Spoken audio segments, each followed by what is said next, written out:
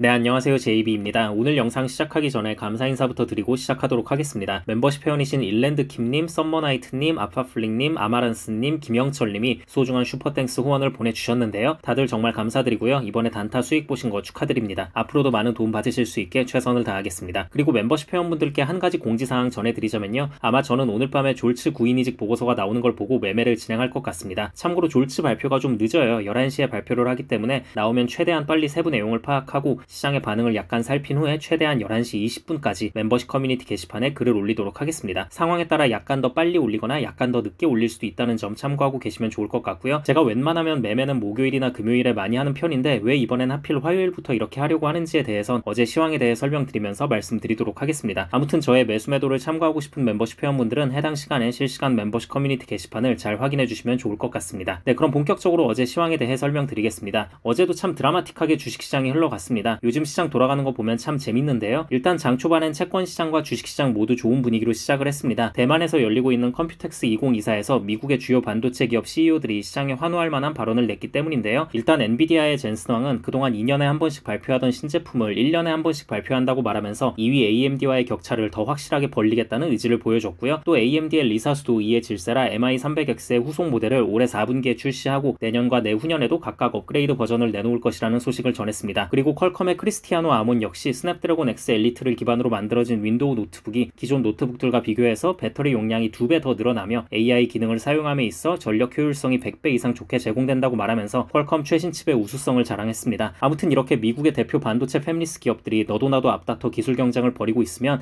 TSMC가 가장 수혜를 볼 수 있겠죠. 팹리스 기업들 간의 기술 경쟁에서 누가 이기든 결국 TSMC에게 생산을 맡길 테니까요. 그래서 어제는 TSMC의 주가 역시 좋게 상승할 수 있었습니다. 그래서 어제는 반도체주들을 중심으로 전체적으로 증시 분위기가 참 좋았어요. 거기에 또 유가도 매우 크게 하락하는 모습을 보여줬기 때문에 채권도 좋은 분위기로 출발을 할 수 있었고요. 참고로 유가가 어제 그렇게 큰 폭으로 하락한 이유는 오펙 플러스가 올해 말까지 예정되어 있던 감산 계획을 내년까지 연장하기로 발표한 거예요. 이걸 들으면 약간 의아하신 분들이 계실 수 있어요. 왜냐면 감산 연장이면 생산량을 줄이겠다는 거고 그럼 유가가 올라야 하는 거 아니야? 라고 생각을 하실 수 있는데요. 자세히 들여다보면 이게 그렇지가 않습니다. 일단 지금 유가가 애당초 오펙 플러스에서 계획했던 $100 수준까지 전혀 오르지 못하고 있기 때문에 추가 감산 계획이 나올 것이라는 걸 시장에서도 어느 정도 예상을 하고 있던 상황이었습니다. 그리고 지금 전 세계적으로 원유에 대한 수요 증가가 당초 생각했던 것보다 약하다는 걸 알 수 있고요. 또 감산을 이어가긴 하는데 그 감산폭을 서서히 줄여간다고 발표했습니다. 여기에 또 전문가들은 어떤 점을 지적하고 있냐면요. 지금 오펙 플러스에서 감산하고 판매량 조절하고 해봤자 그 자리를 미국이 다 메꾸고 있잖아요. 왜냐면 미국은 원유 최대 소비국인 동시에 최대 생산국이기도 하니까요. 그러니까 중동의 산유국들 입장에선 야 어차피 우리가 이렇게 감산해봤자 딱히 유가에 충격도 못 주는데 그냥 지금부터라도 빨리빨리 팔자. 괜히 이러다 미국만 계속 좋은 일 시킨다라는 분위기가 형성됐을 수 있다는 거죠. 그래서 아무튼 이런저런 이유들로 어제 유가는 매우 큰 폭으로 하락했습니다. 덕분에 인플레에 민감한 채권도 분위기가 좋았고요. 자, 그런데 11시에 주식시장에 충격을 주는 지표가 하나 나온 거예요. ISM에서 제조업 PMI를 발표했는데요. 이게 예상보다 안 좋게 나온 겁니다. 기준점인 50 이하의 수치가 나오면서 가뜩이나 요즘 시장이 경기 침체를 걱정하는 분위기가 좀 있었는데 이 걱정을 다시 한번 자극했습니다.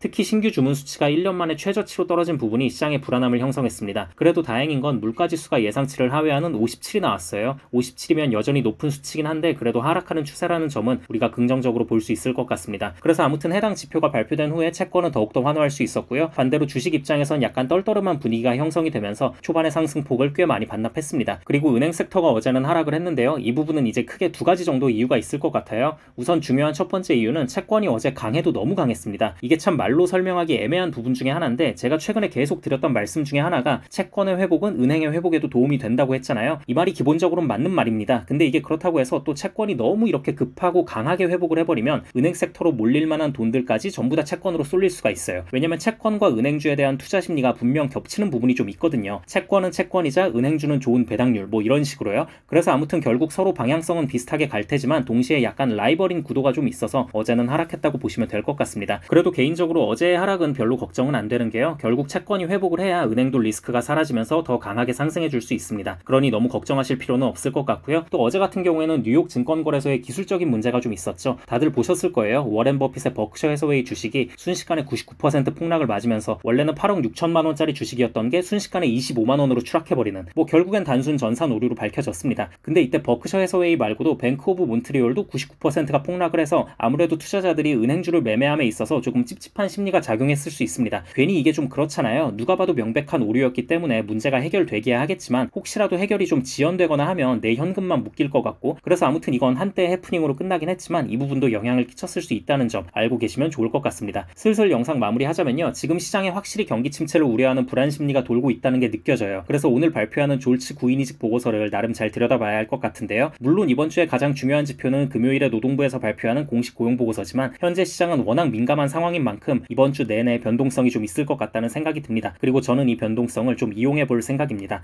아무튼 영상 초반에 말씀드렸다시피 저는 오늘 매매를 진행할 것 같으니까요, 저의 매수 매도를 참고하고 계신 멤버십 회원분들은 실시간 멤버십 커뮤니티 게시판을 잘 확인해 주시면 좋을 것 같습니다. 그럼 구독자분들 모두 좋은 하루 보내시고요, 멤버십 회원분들은 오늘 밤에 미국장 시작하면 그때 다시 또 뵙겠습니다. 감사합니다.